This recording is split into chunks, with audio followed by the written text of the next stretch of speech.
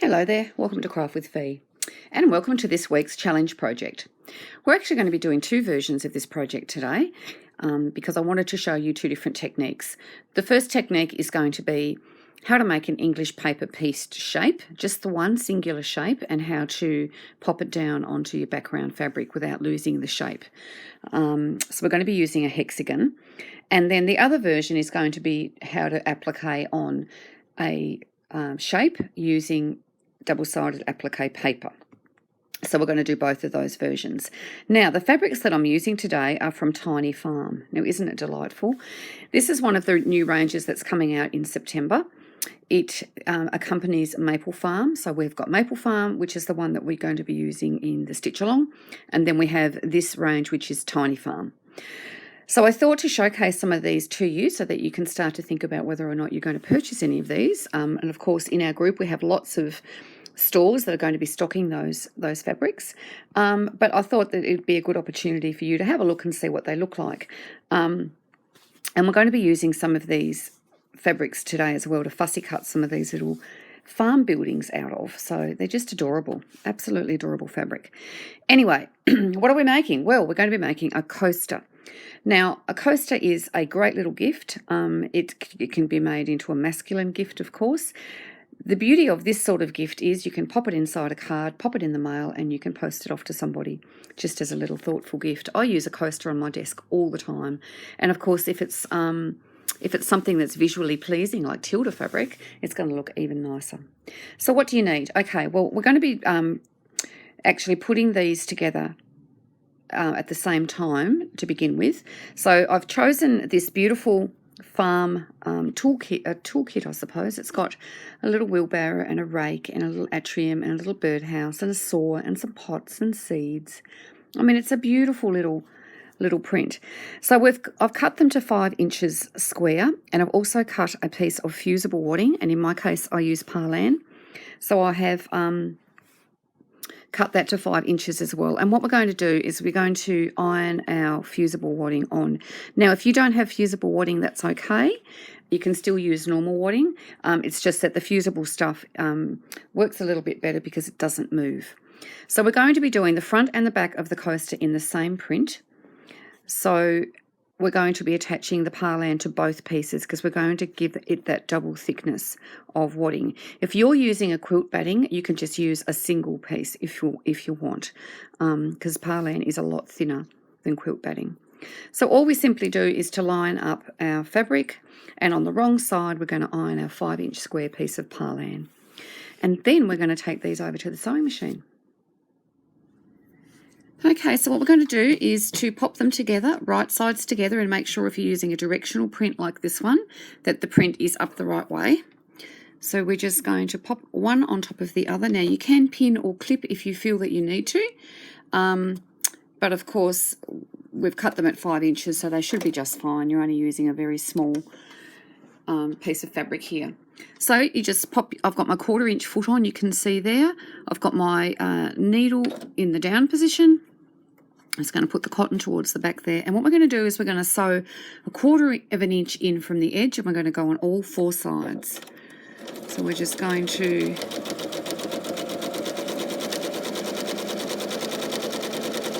stitch it down, and then we're going to swivel, and then we're going to continue stitching, swivel again,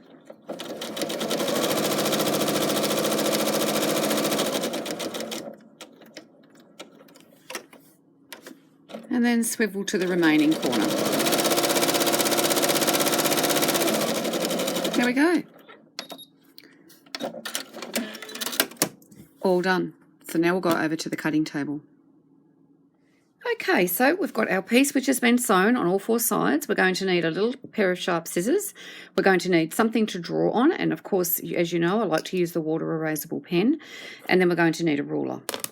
So the first thing we're going to do is we're going to snip off these corners. Now we're just going to snip around about there. You can see where my stitching is. So we're just going to snip off that little corner. And what we're doing is just taking away the bulk. We're not going too close to the stitching. We don't want to make that corner very weak, which is what would happen if we did it too close to the stitching. But we're just taking off that teeny tiny bit of bulk there. So the next thing that we're going to do is we're going to take our ruler, and remembering that this is 5 inches wide and 5 inches deep, we're going to measure in 2.5 inches, and we're going to draw a line straight there on your wadding. And then we're going to do the same with the opposite side. Now what that's going to do is that's going to give you the exact center of your piece of fabric. And what you're going to do is you're going to pick it up and you're going to separate it from the back. So this is the back part here, and then we're going to pick up this piece here that we've drawn on.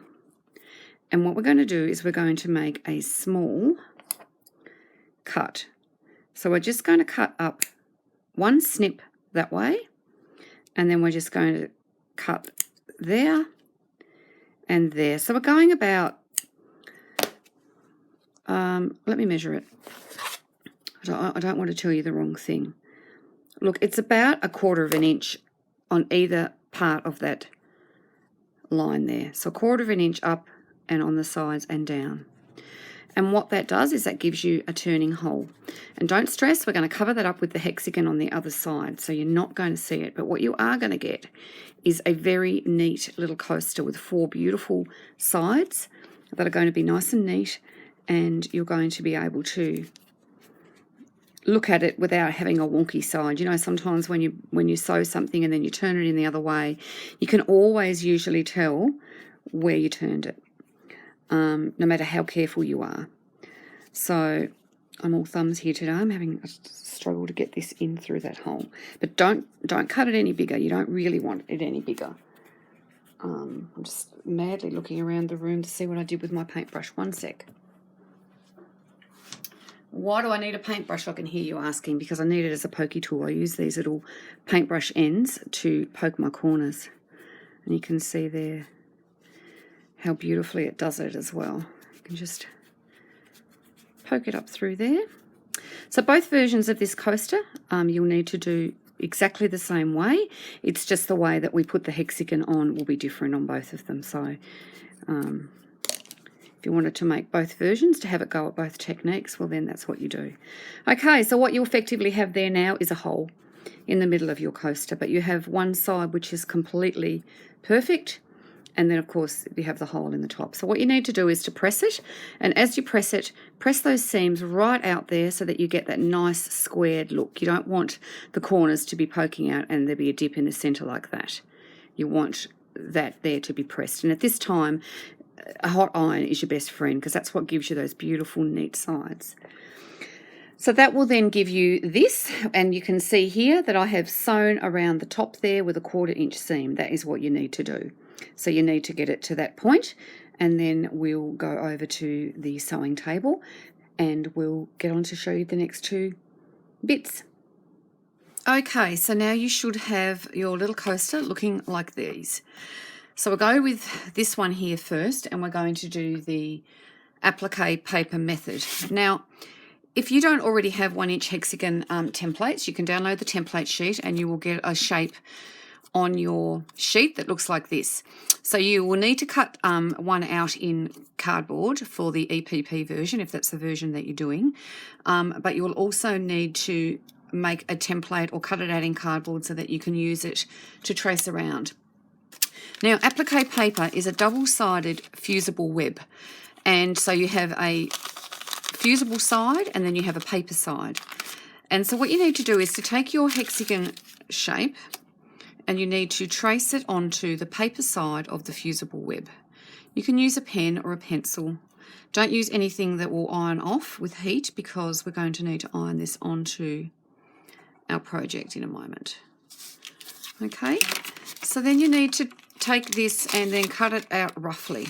So we're not cutting on the line, we're just sort of cutting out about 1/4 inch from where we've just drawn. So that is what you do. And now you can choose where you're going to put that on your fabric. Now for me, I decided I absolutely adore cats, if you don't already know that. But on this fabric here, there's a little outhouse. I think it's an outhouse. And it has a little cat sitting at the door. So I've decided that that is what I'm going to put inside my hexagon. And you can see that it's going to fit beautifully. It's going to give me a lovely little scenery inside my hexagon.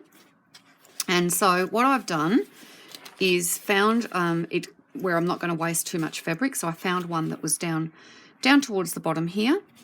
And then I have ironed down my piece of fusible web. So what you do is you pop it onto the area that you want it. So if I wanted it to go on this house here, hopefully you can see that, I would just iron it down onto the wrong side of the fabric, but over the area that you want to use. Then what you're going to do, and I like to actually roughly cut it out first, so we'll just cut it out from the fabric there like that, so we can get rid of our piece of fabric. And then we're going to cut out a lovely little hexagon, and we're going to be cutting it out on the traced line so that it's exactly the 1 inch hexagon size. And there we go. So that is going to go over that hole there like that, and that's going to look gorgeous. But what we need to do now is to remove this paper side. Now sometimes it'll lift from the edges like mine's going to, but if it doesn't lift from the edge, you can actually get a pin or a needle, I'll show you, and you can scrape a hole like that, and then that way you can start tearing off the paper side of your shape there. And what you're left with is you can feel the iron-on product is now on your fabric. Now you can buy this stuff by the metre. It's fantastic for all different types of applique. It makes the process so much simpler. So what I'm going to do now is take this over to the ironing board, and I'm going to use a hot iron. If you have an iron-on transfer kit, you can use your iron-on transfer mat to go over this first and then press it down. That just saves your iron and your fabric from getting any gunk on it, if there is any, of course. But I'll go and do that and I'll come back. Okay, so that's all fused on now, so I can turn it upside down, I can do whatever, and it's not going to move. It's there permanently, but of course you do need to stitch it down. So now you need to decide how you're going to stitch it down. You could do a blanket stitch around the edge. You could do it on the machine and do a raw edge applique. That's what they call raw edge, so you'd be stitching just sort of inside from the edge there. Or, in my case, I'm going to do mine with some embroidery cotton. Okay, so ordinarily when you embroider, you would be coming from the back right through to the front. But because we've put this together, and I've got a loose thread there, look at that, missed it. Because we have put this together so that you can't see where we've turned it, what we're going to need to do is to sort of separate it a little bit so that you can pick up the stitchery part of your coaster. And I'm going to actually sink my little knot.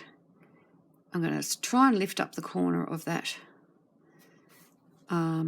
shape there, and I'm just going to sink my knot in against the side, and then when I get to stitching around that, I should be able to cover that up. So what I'm going to do is a chain stitch.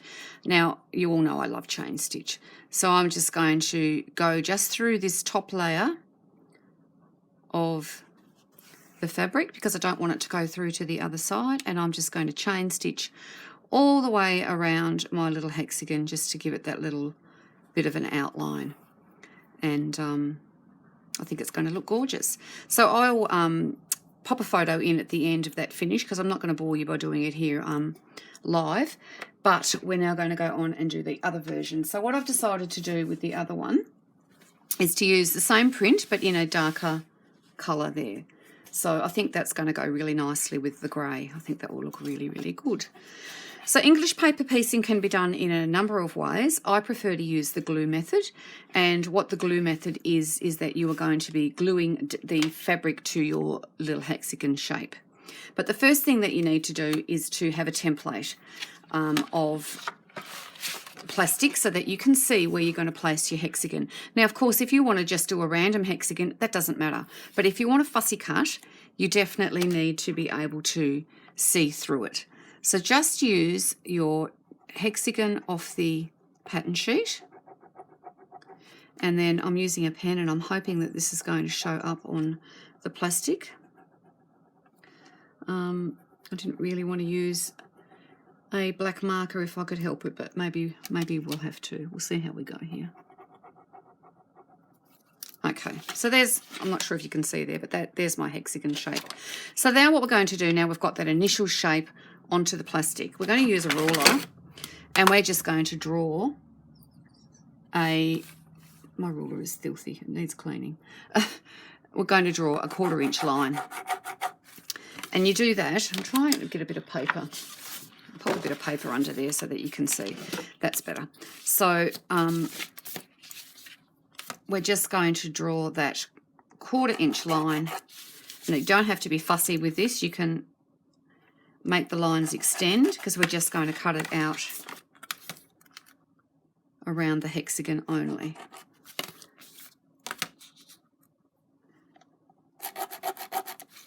There we go. And the last side. There we go. And this is, of course, how you make a template for any English paper piecing.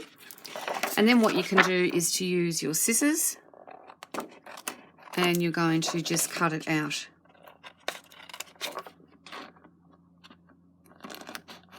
Pretty simple thing. Now I'm using overhead projector plastic. If you joined the EPP club, you would have received a small piece of this so you could make one of your templates for that. It's the same process, but there will be a video going up later in the week to show you a few more tips and tricks for that one. But this is just how you make a quick template if you need to make a shape. Okay, so what we do now is we can work from the front of our fabric, and we can find what we want to place inside our hexagon. So you can go through and say, oh, I like the horse, or I like the outhouse. And you can see that you can see, well, what you're doing. You can put the cowl in there. That's going to fit into a nice little 1 inch hexagon. But it's the beauty of using this. It's like a little window, so you can actually see what you're doing. And of course, that's important if you're going to be fussy cutting. If you're not going to fussy cut, don't worry about it at all. So I'm thinking I might put this little pink house here. Now, it's not going to fit perfectly. I'm going to have to snip off a few bits on the back of this house, but that is absolutely fine. So what we do now is we just use a pencil or your blue water-soluble marker, which is not within my reach, and then we're going to trace around our little template. And that is going to give you a cutting line. And then, of course, you've got a perfect 1/4 inch seam allowance around it because that's what you drew on with your ruler. And so we'll get my fabric scissors. Fussy cutting is so much fun. You can make little scenes. You can imagine using this fabric in the centre of hexagon flowers. A lot of people make 1 inch hexagon flower quilts, and sometimes they fussy cut the centres to be a little scene. And of course this fabric lends itself beautifully to fussy cutting, and as you can see, a lot of the little buildings and things do fit inside a 1 inch hexagon. Okay. Now I'm going to show you the glue method, which is the method that I prefer to use. But of course, if you have done English paper piecing before and you like to tack them down, you can do so yourself. Now, if you don't have a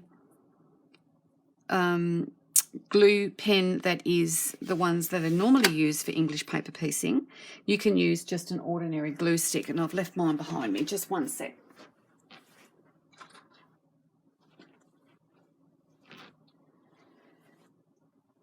And you wouldn't believe it, it is out of glue. So we'll just change that quickly.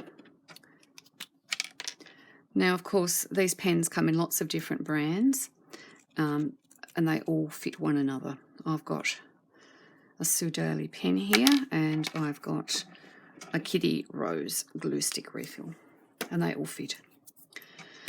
Okay, so there we go. So you can see that I have centered it. So my building that we fussy cut on the other side is going to be where I placed it before. So we're going to use our glue stick, and we need to do opposite sides. So we need to run the glue stick just in from the edge of the paper. We don't want it to go right to the edge of the paper, because if you were gluing these together, we're only going to be doing one, so it's not going to really matter to us. But if you're going to be gluing these together and making flowers, you don't want your needle going through the glue. You're going to get your needle all gummed up and your thread's going to get yucky, and it's just not going to be pretty. So make sure that you pop your glue just in from the edge. So if you can see there, that's what I've done, just in from the edge.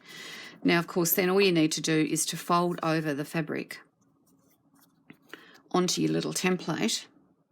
Now, don't make the mistake of using too much glue, because you do need to remove these papers.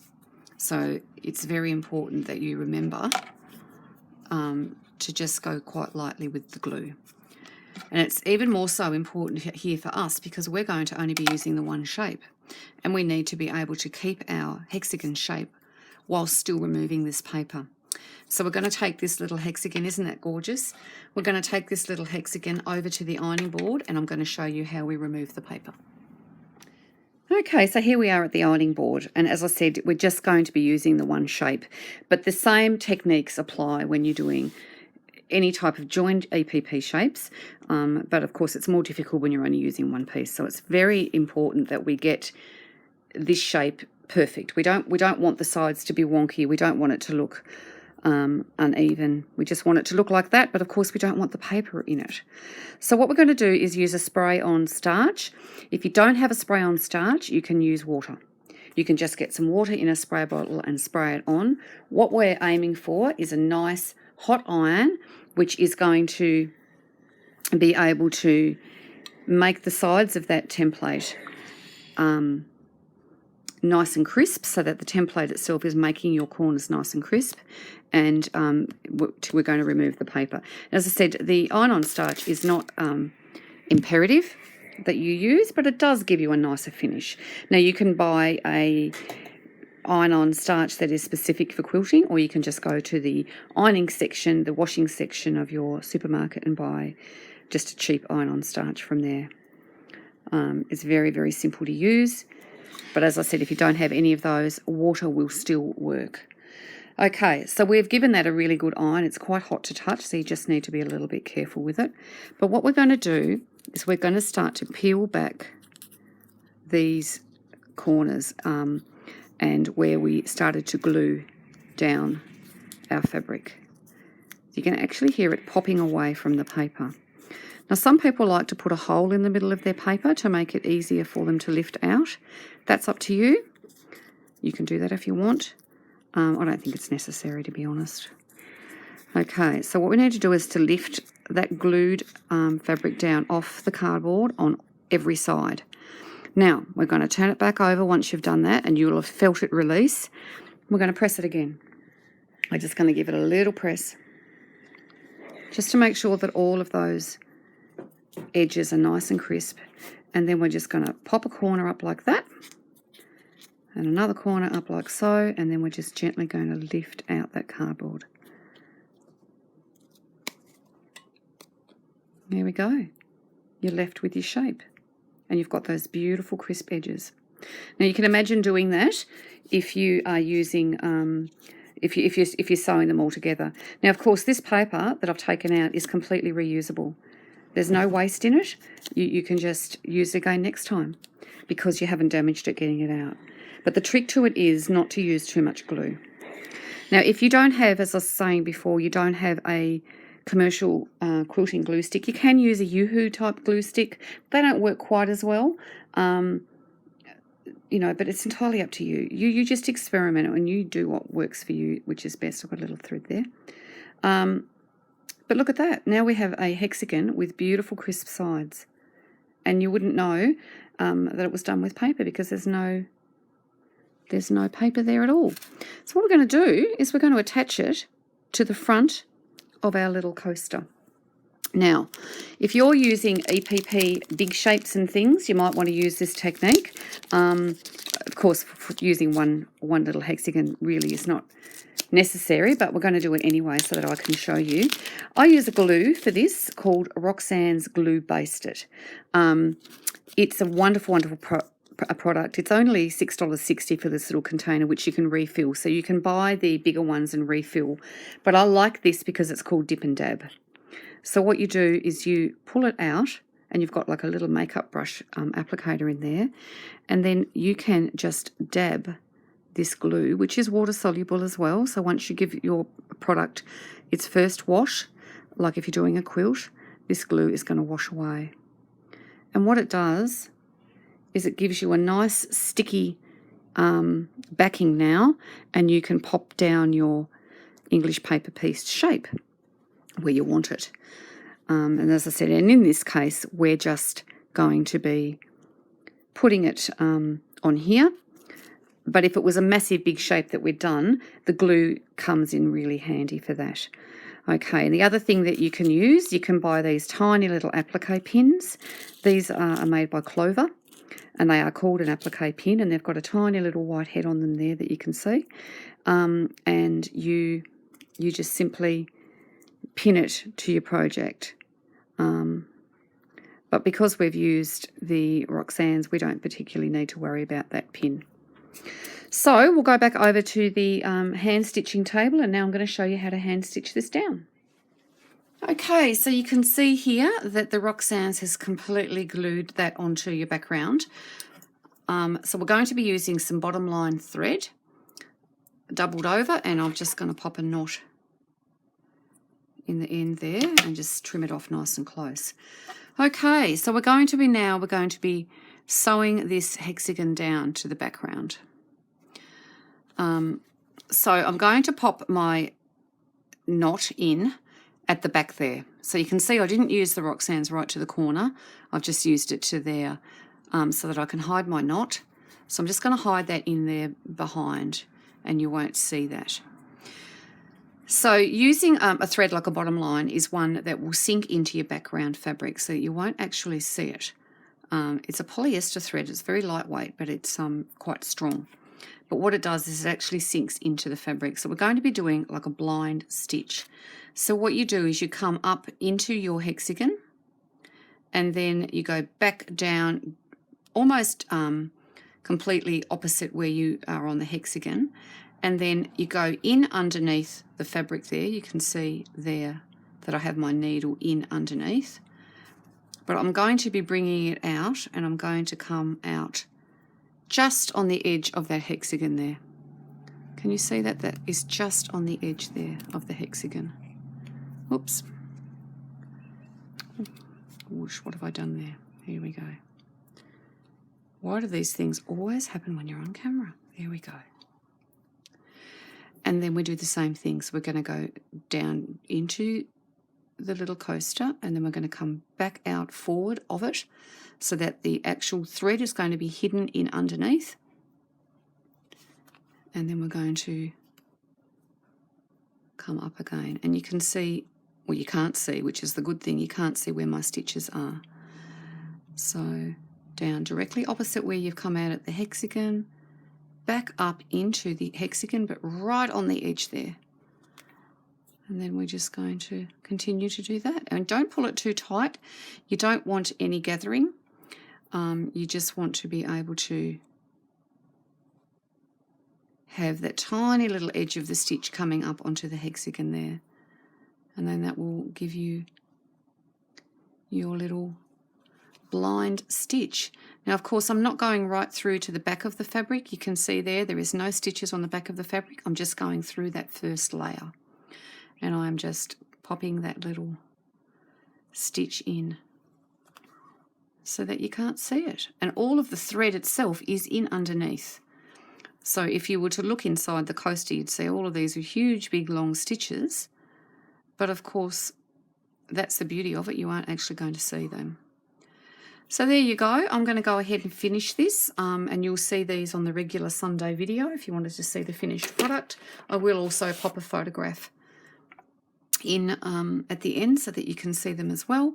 But there you go. So today we've made some coasters, which in themselves are a great gift, but we've also learned how to do applique, and we've also learned how to do an EPP shape, and to actually keep the shape, which is a little bit of a trick in itself.